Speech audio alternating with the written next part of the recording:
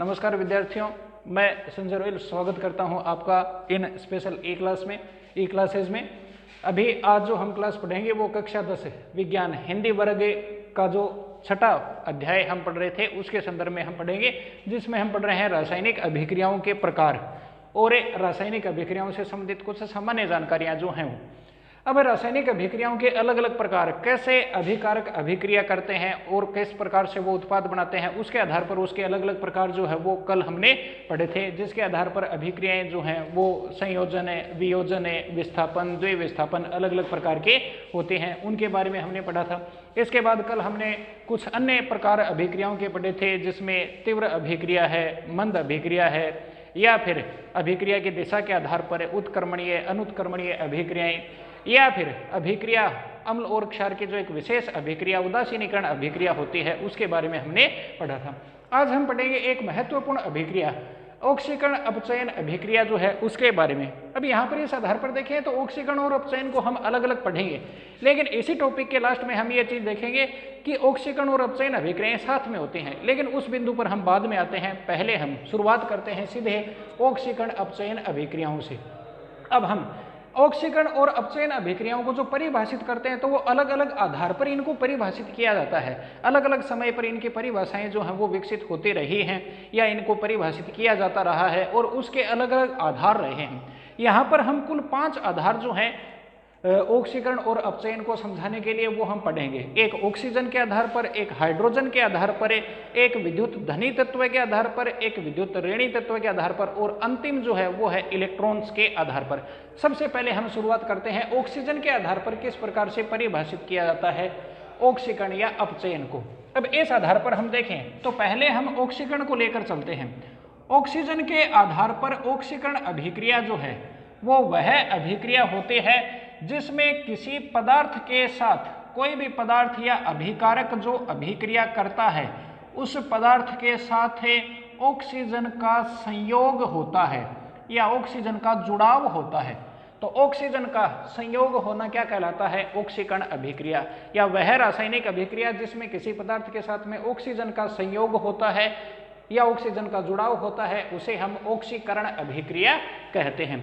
उदाहरण से देखें तो ये ज़्यादा क्लियर होंगे और इनको उदाहरणों के रूप में आपको ध्यान में रखना है। जैसे मैग्नीशियम का फीता जो है उसको हम ऑक्सीजन की उपस्थिति में जलाते हैं तो वो क्या बनाता है? मैग्नीशियम ऑक्साइड, ये उत्पाद बनाता है। अब यहाँ पर देखें तो मैग्नीशियम जो है उसके साथ में ऑक्सीजन नहीं है और अभिक्रिया होने पर मैग्नीशियम के साथ में ऑक्सीजन आ गई, यानी मैग्नीशियम के साथ में ऑक्सीजन का जुड़ाव हो गया। इसी तरह से C+O2 बनता है CO2 या कार्बन डाइऑक्साइड, वो भी एक ऑक्सीकरण अभिक्रिया है। तो इसके आधार पर देखें तो सीधा सा है ऑक्सीजन का संयोग होना क्या कहलाता है? ऑक्सीकरण। और दूसरा है अपचयन, इसका जस्ट उलट होगा, ऑक्सीकरण का जस्ट उल्टा विपरीत होता है। किसी पदार्थ जो अभिक्रिया करता है उसमें से ऑक्सीजन का वियोग या ऑक्सीजन का हटना जो है वो क्या कहलाता है? अपचयन कहलाएगा। तो ऑक्सीजन का जुड़ना जो है वो है ऑक्सीकरण अभिक्रिया और ऑक्सीजन का हटना जो है वो है अपचयन अभिक्रिया। इसी का जस्ट उल्टा यदि हम देखें, जैसे मैग्नीशियम ऑक्साइड है, इस मैग्नीशियम ऑक्साइड को जब हम अभिक्रिया करवाते हैं, इसका अपघटन करवाते हैं तो यह बनाता है Mg+O2। तो इसमें हम देखें तो यहाँ पर मैग्नीशियम ऑक्साइड अभिकारक ये है और इसमें से ऑक्सीजन यहाँ पर निकल गई। तो इस तरह से हम देखें तो ये जो है वो अपचयन अभिक्रिया का उदाहरण हुआ। और यहाँ पर अपचयन जो है वो किसका हुआ उसको आप थोड़ा सा ध्यान से समझोगे। अब हम ये नहीं कह सकते हैं कि अपचयन जो है वो मैग्नीशियम का हुआ है। यूँ नहीं है कि मैग्नीशियम से ऑक्सीजन हटी है, ऑक्सीजन हटी है मैग्नीशियम ऑक्साइड में से। अभिकारक जो पूरा अणुसूत्र होता है उसका अपचयन यहाँ पर हुआ है। तो यहाँ पर ऑक्सीकरण, पहले उदाहरण में हमने पढ़ा था मैग्नीशियम का ऑक्सीकरण हुआ और इस अभिक्रिया में यदि दे दिया जाए कि इसमें क्या हुआ है तो इसमें मैग्नीशियम ऑक्साइड का क्या हुआ है? अपचयन हुआ है।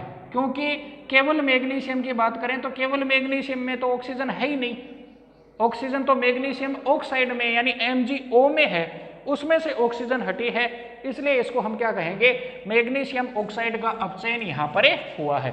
तो पहला प्रकार एकदम सीधा सा है, ऑक्सीजन के आधार पर किसी पदार्थ के साथ में ऑक्सीजन का संयोग होना कहलाता है ऑक्सीकरण, और किसी पदार्थ में से ऑक्सीजन का हटना या वियोग होना कहलाता है अपचयन।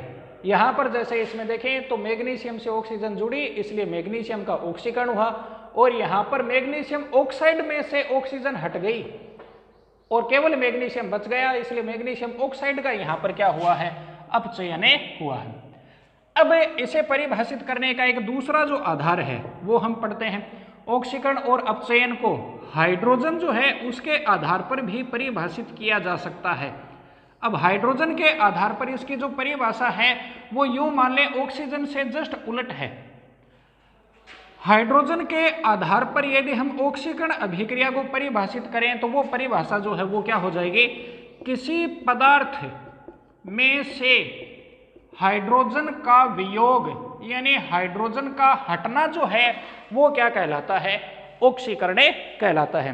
अब एक एग्जांपल से यदि हम देखें, जैसे CH3CH2OH एक यौगिक या एक पदार्थ है, ये इसे एथेनॉल कहते हैं।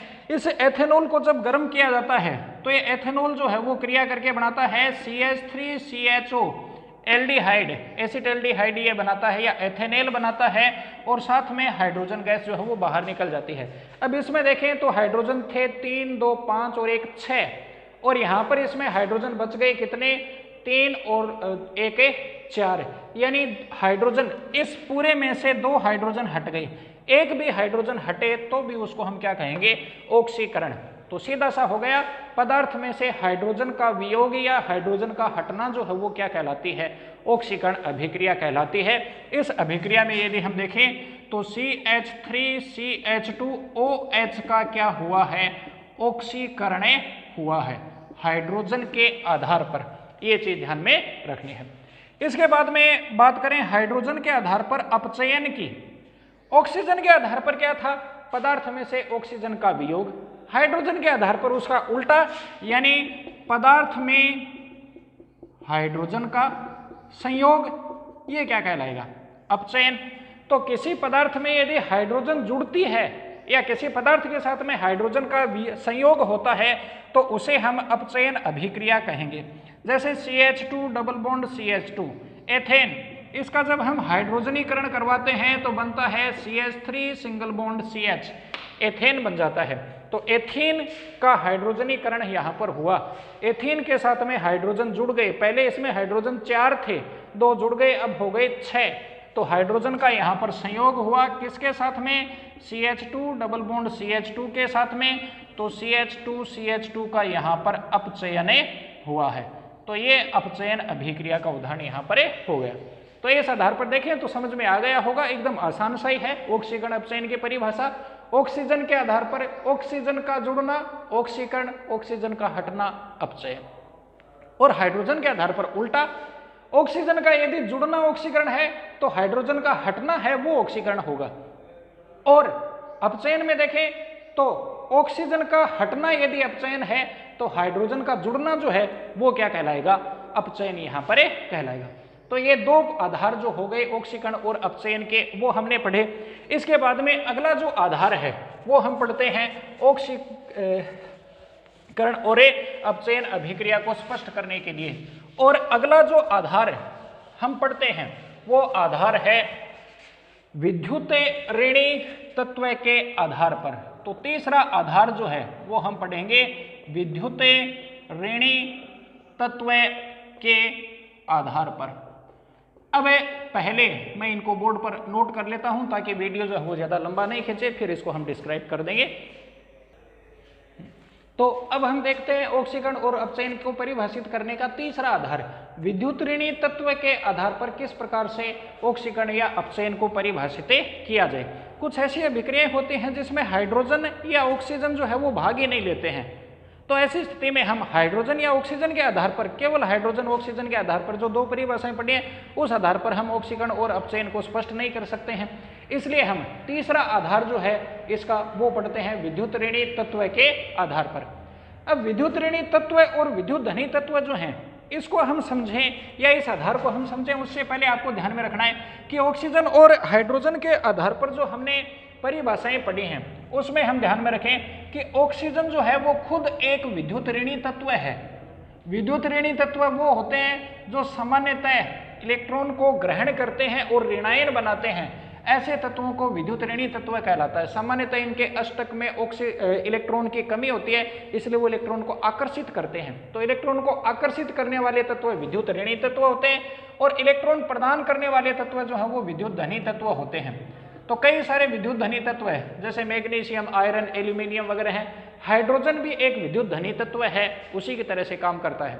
तो अब इस आधार पर देखें तो एकदम स्पष्ट हो जाता है, ऑक्सीजन को विद्युत ऋणी तत्व मान लिया या हाइड्रोजन की तरह से विद्युत धनी तत्व को मान लिया। अब इस आधार पर देखें तो विद्युत ऋणी तत्व के आधार पर पहले देखें, ऑक्सीजन का संयोग क्या था? ऑक्सीकरण था। ऑक्सीजन विद्युत ऋणी तत्व एक ही मानकर चले तो विद्युत ऋणी तत्व का संयोग है वो भी क्या कहलाएगा? ऑक्सीकरण। और विद्युत ऋणी तत्व का वियोग क्या कहलाएगा? अपचयन। सीधा सा हो गया। जब किसी पदार्थ में विद्युत ऋणी तत्व का संयोग होता है तो उसे ऑक्सीकरण अभिक्रिया कहते हैं, और जब किसी पदार्थ में से विद्युत ऋणी तत्व का वियोग होता है तो उसे अपचयन कहते हैं। तो सीधा सा हो गया, ऑक्सीजन के आधार पर विद्युत ऋणी तत्व के आधार पर विद्युत ऋणी तत्व का संयोग है वो ऑक्सीकरण, वियोग है वो अपचयन। अब यहाँ पर हमें बात करते हैं एग्जाम्पल के। पहले ऑक्सीकरण का Mg+Cl2 बनता है Mgcl2। इस अभिक्रिया में यदि हम देखें तो इस अभिक्रिया में मैग्नीशियम जो है वो एक विद्युत धनी तत्व है, क्लोरीन जो है वो एक विद्युत ऋणी तत्व है। अब हम विद्युत ऋणी तत्व के आधार पर पढ़ रहे हैं, तो मैग्नीशियम के साथ में क्लोरीन यानी एक विद्युत ऋणी तत्व जो है वो जुड़ रहा है, यानी यहाँ पर मैग्नीशियम के साथ में विद्युत ऋणी तत्व जुड़ा है, तो मैग्नीशियम का यहाँ पर क्या हुआ है? ऑक्सीकरण हुआ है। ये एग्जाम्पल इसका हो गया। अब दूसरे एग्जाम्पल में अपचयन का जो उदाहरण है उसकी हम बात करें। अपचयन में देखें, FeCl3 हाइड्रोजन से क्रिया करके FeCl2 और HCl बनाता है। अब यहाँ पर देखें, इसमें Cl जो है वो एक विद्युत ऋणी तत्व है। अब Cl यहाँ पर इस अणुसूत्र में देखें तो Fe के साथ में कितने Cl जुड़े हैं? 3। लेकिन अब अभिक्रिया हुई तो कितने रह गए? 2, यानी एक Cl हट गया और इससे जुड़ गया।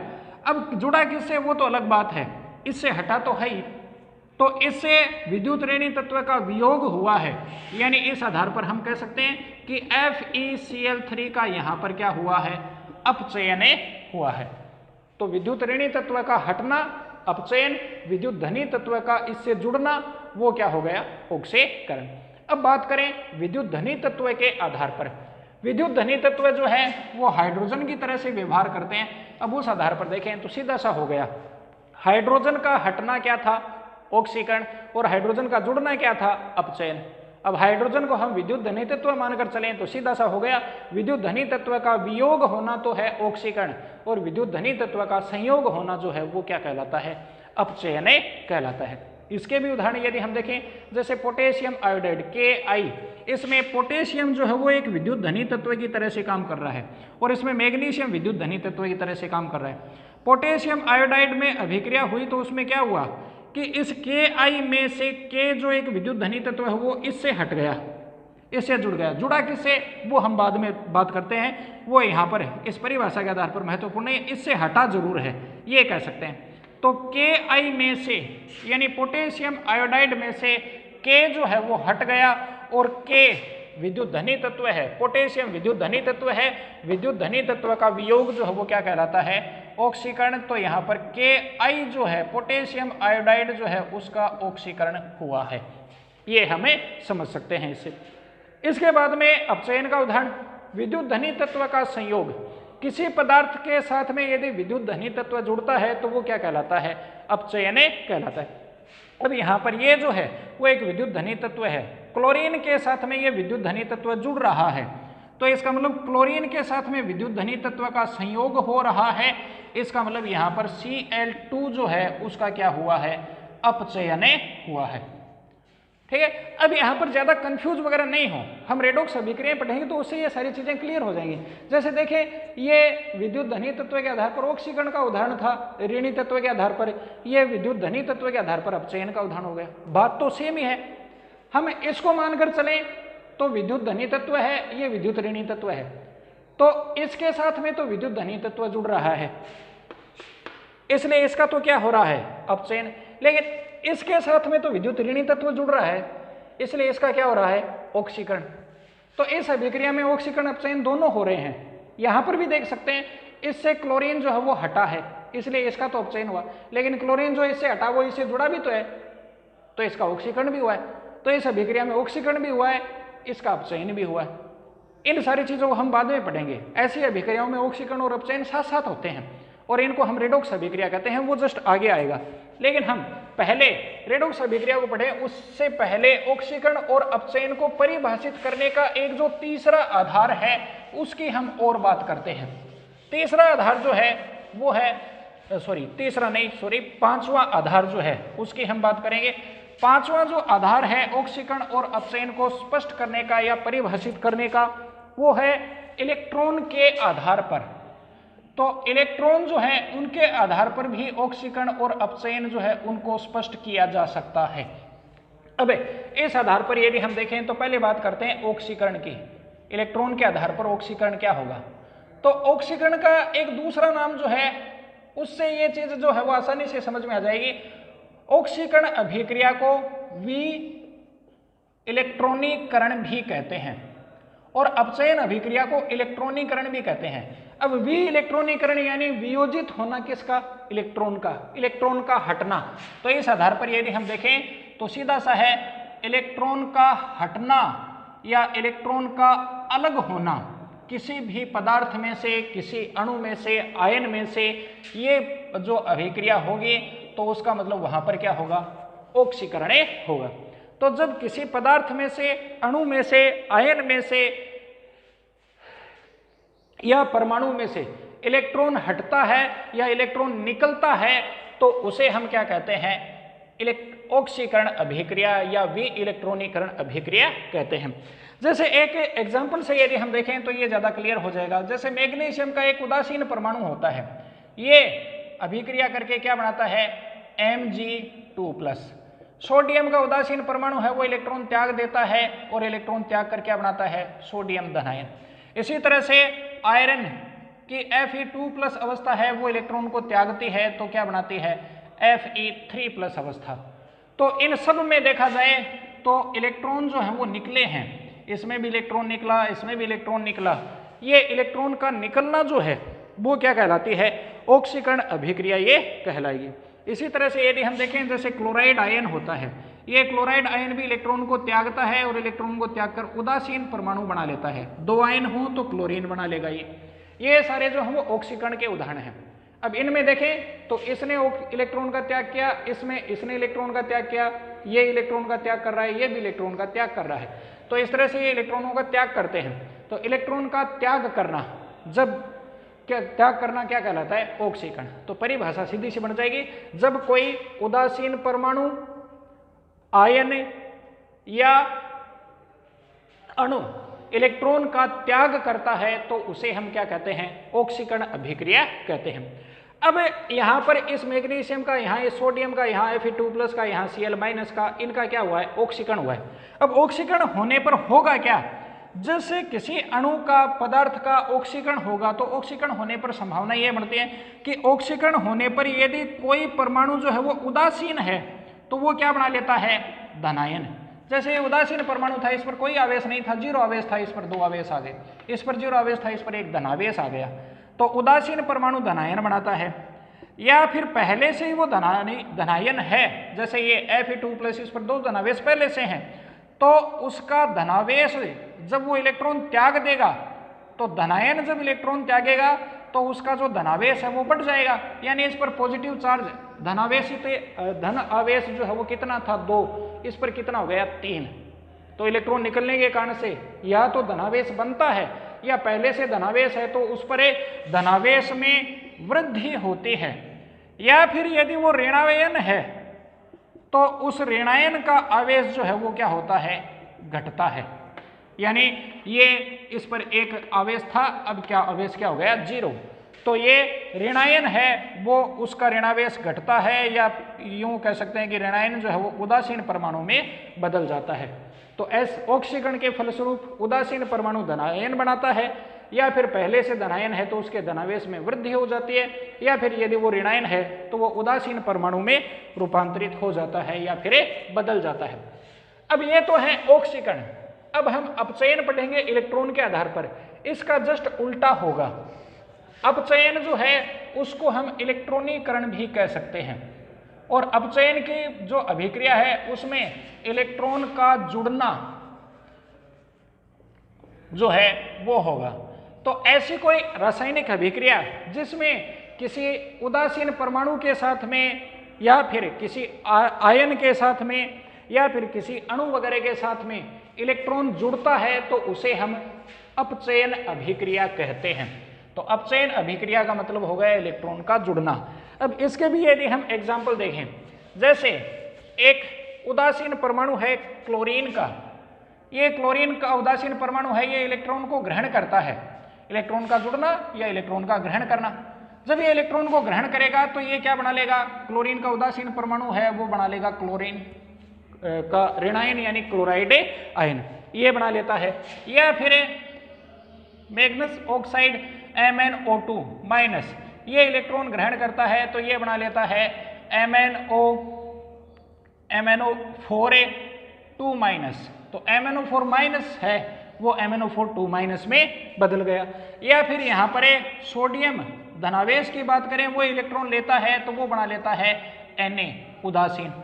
अब इस स्थिति में यदि हम देखें तो इसके अंदर क्या हुआ, इस अपचयन में इलेक्ट्रॉन ग्रहण किया जाता है किसी भी उदासीन परमाणु आयन के द्वारा, और जब कोई उदासीन परमाणु इलेक्ट्रॉन ग्रहण करता है तो वो क्या बनाता है, ऋणायन।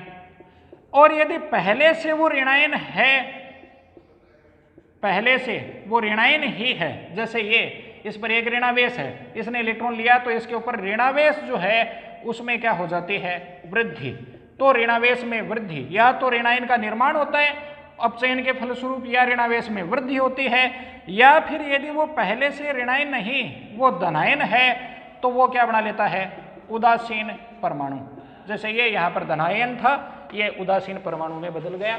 ये हो गया इलेक्ट्रॉन के आधार पर अपचयन अभिक्रिया।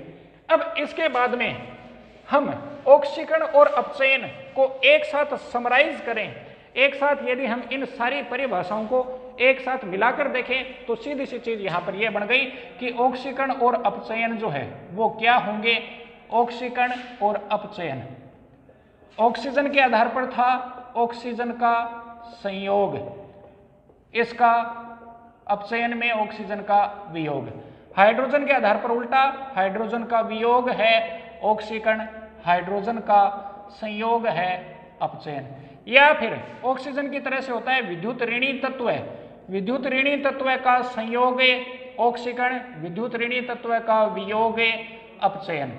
और अंतिम विद्युत धनी तत्व के आधार पर विद्युत धनी तत्व का वियोग जो है वो है ऑक्सीकरण, और विद्युत धनी तत्व का संयोग जो है वो क्या है, अपचयन। और अंतिम इलेक्ट्रॉन के आधार पर इलेक्ट्रॉन का निकलना या अलग होना कहलाता है ऑक्सीकरण, और इलेक्ट्रॉन का ग्रहण करना या इलेक्ट्रॉन का जुड़ना ये कहलाता है अपचयन।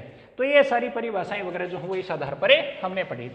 अब इसके बाद में एक और महत्वपूर्ण अभिक्रिया जो है उसके बारे में हम पढ़ते हैं, जो ऑक्सीकरण और अपचयन के से संदर्भित है, रेडॉक्स अभिक्रिया। अब रेडॉक्स अभिक्रिया जो है वो क्या है, ये एक महत्वपूर्ण अभिक्रिया है, इसको हम देखें। अब कई सारी अभिक्रियाएं जैसे हमने पढ़ी हैं, रेडॉक्स अभिक्रिया एक पहले परिभाषा देखें। ऐसी रासायनिक अभिक्रिया जिसमें ऑक्सीकरण अपचयन दोनों एक साथ हों वो क्या कहलाती है, रेडॉक्स अभिक्रिया।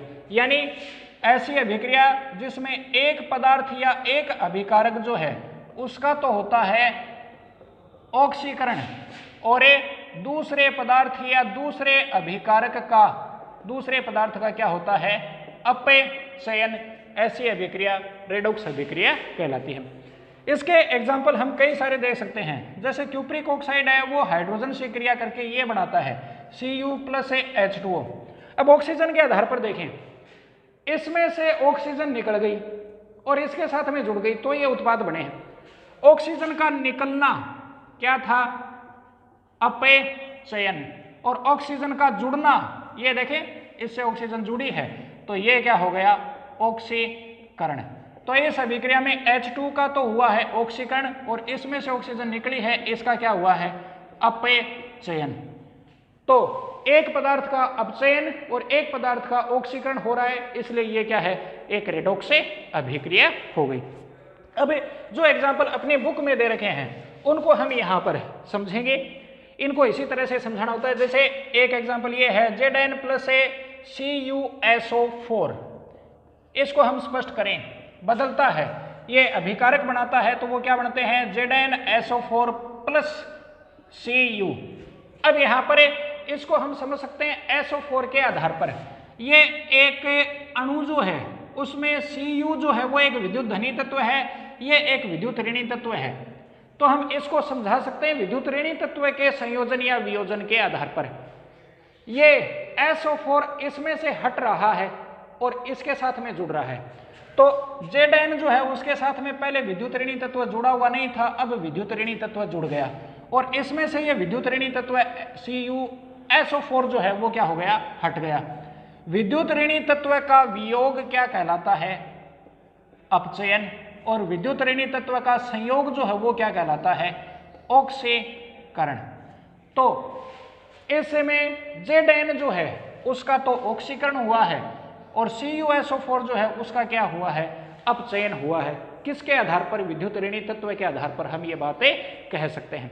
तो ये ऑक्सीकरण और अपचयन का उदाहरण हो गया, यानी ये एक रेडॉक्स अभिक्रिया है। इसे एक दूसरे आधार पर और भी समझाया जा सकता है, वो थोड़ा सा कठिन है, लेकिन उसको आप एक बार केवल समझाने के लिए बता रहे हैं। इसमें देखिए तो इनकी ऑक्सीकरण अवस्थाएं दर्शाई, Zn यहाँ पर उदासीन है और इस CuSO4 में Cu जो है वो 2+ है और SO4 जो है वो क्या है, 2- है।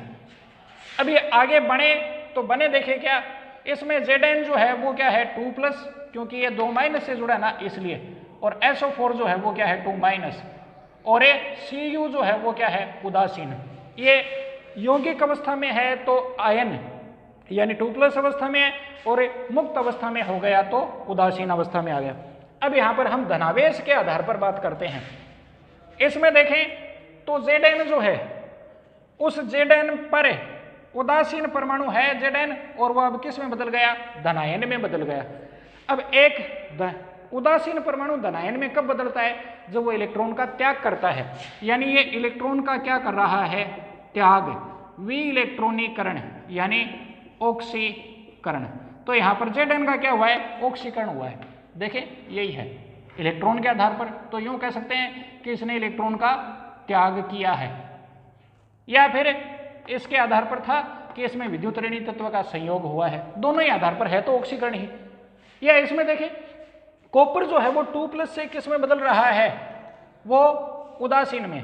अब 2+ धनावेश जो है वो घटता कब है, जब इलेक्ट्रॉन का संयोग होता है या इलेक्ट्रॉन ग्रहण किए जाते हैं तब। इसका मतलब इसने इलेक्ट्रॉन ग्रहण किए हैं, और इलेक्ट्रॉन ग्रहण किए हैं तो इलेक्ट्रॉन ग्रहण करने के आधार पर इसका यहाँ पर क्या हुआ है, अपचयन। तो इसका यहाँ पर क्या हुआ है, अपचयन हुआ है।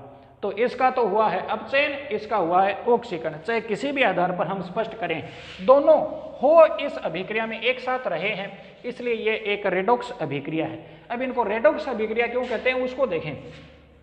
ये ऑक्सीकरण अभिक्रिया को अंग्रेजी में कहते हैं ऑक्सीडेशन, रेडॉक्स और अपचयन अभिक्रिया जो है इसको कहते हैं रिडक्शन। अब इस आधार पर देखें तो दोनों में से रेड और ऑक्स एक साथ निकालिए, red plus ox, reduction oxidation यानी अपचयन ऑक्सीकरण एक साथ हों तो वो अभिक्रिया रेडॉक्स अभिक्रिया कहलाती है। तो नाम से ही पता चल जाता है वह रासायनिक अभिक्रिया जिसमें एक पदार्थ का ऑक्सीकरण और दूसरे का अपचयन होता है, रेडॉक्स अभिक्रिया कहलाती है। अब एक दूसरा एग्जाम्पल जो है वो और देखते हैं। एक अभिकारक Fe2O3, इसकी अभिक्रिया करवाते हैं कार्बन मोनोऑक्साइड से, तो बनता है Fe+CO2। ये ऑक्सीजन के आधार पर है, O के आधार पर इसको हमें स्पष्ट कर सकते हैं। ये रेडॉक्स अभिक्रिया का उदाहरण कैसे है, ऑक्सीजन के आधार पर, सीधा सा है। देखें इसमें यहाँ पर ये जो है वो बदल रहा है, इसमें 3 ऑक्सीजन जुड़े थे, अब यहाँ पर ये हट गए। संतुलित करें तो इस तरह से ये संतुलित भी हो जाएगा, या संतुलित करने के लिए इनको इस तरह से लिखते हैं। तो इसमें से ऑक्सीजन का वियोग हुआ है, ऑक्सीजन का वियोग यानी बताया था अपचयन। तो Fe2O3 का यहाँ पर क्या हुआ है, अपचयन। और दूसरा CO इसमें कार्बन के साथ एक ऑक्सीजन था, अब कितने जुड़ गए? 2। यानी यहाँ पर ऑक्सीजन की मात्रा में वृद्धि हुई है, यानी ऑक्सीजन का जुड़ाव हुआ है, तो ये क्या है? ऑक्सीकरण। तो ये अपचयन और ये ऑक्सीकरण, तो CO का यहाँ पर क्या हुआ है? ऑक्सीकरण। इसलिए ये क्या है? एक रेडॉक्स अभिक्रिया। तो रेडॉक्स अभिक्रिया जो है उसके बारे में हमने यहाँ पर ये देखा। अब एक छोटी सी चीज और ध्यान में रखें, ऑक्सीकारक और अपचायक, उसको और ध्यान में रख लें। ये ऑक्सीकारक और अपचायक जो हम वो क्या होते हैं? कई बार पूछ लिया जाता है कि इस अभिक्रिया में कौन सा पदार्थ ऑक्सीकारक है, कौन सा पदार्थ अपचायक है। तो यूं ध्यान में रखें कि उत्पाद जो है वो तो इसके उत्तर में आएंगे ही नहीं, सीधी सी बात है। ऑक्सीकरण किसका हुआ है, अपचयन किसका हुआ है, तो भी वो अभिकारकों का होता है, या ऑक्सीकारक और अपचायक का काम करता है वो भी अभिकारक ही करेंगे। वो अभिकारक जिसका अपचयन होता है वो ऑक्सीकारक है, और वो अभिकारक जिसका ऑक्सीकरण होता है वो अपचायक है। इसका ऑक्सीकरण हुआ है तो ये अपचायक है, इसका इसका ऑक्सीकरण हुआ है तो ये अपचायक का काम करेगा, इसका अपचयन हुआ है तो ये ऑक्सीकारक का काम करेगा। कैसे? इसमें से ऑक्सीजन निकल गई इसलिए इसका क्या हुआ? अपचयन। लेकिन इसमें से जो ऑक्सीजन निकली वो गई कहाँ? इस पर गई, तो इसने अपनी ऑक्सीजन निकाल दी, खुद का अपचयन होया, लेकिन दूसरे को देकर उसका क्या कर दिया? ऑक्सीकरण। तो ऑक्सीकरण करने वाला क्या है? ऑक्सीकारक। तो जिसका अपचयन हुआ वो ऑक्सीकारक हो गया। या फिर जैसे देखें, ये इसका यहाँ पर ऑक्सीकरण हुआ है क्योंकि इसमें ऑक्सीजन जुड़ी है, लेकिन इसमें जो ऑक्सीजन जुड़ी वो आई कहाँ से? इसने निकाली कहाँ से? इसने इससे निकाली। तो इसने ऑक्सीजन लेकर खुद का ऑक्सीकरण कर लिया, लेकिन दूसरे से ऑक्सीजन निकालकर उसका अपचयन कर दिया, इसलिए उसको हम कहेंगे अपचायक। तो सीधा शायद जिस पदार्थ का अपचयन होता है वो ऑक्सीकारक की तरह से काम करता है, जिसका ऑक्सीकरण होता है वो अपचायक की तरह से कार्य करता है। तो आज की इस क्लास में हमने ऑक्सीकरण और अपचयन अभिक्रियाएं उनके अलग अलग आधार पर कैसे परिभाषित करते हैं वो सारी चीजें पढ़ी। आज के लिए इतना ही, धन्यवाद।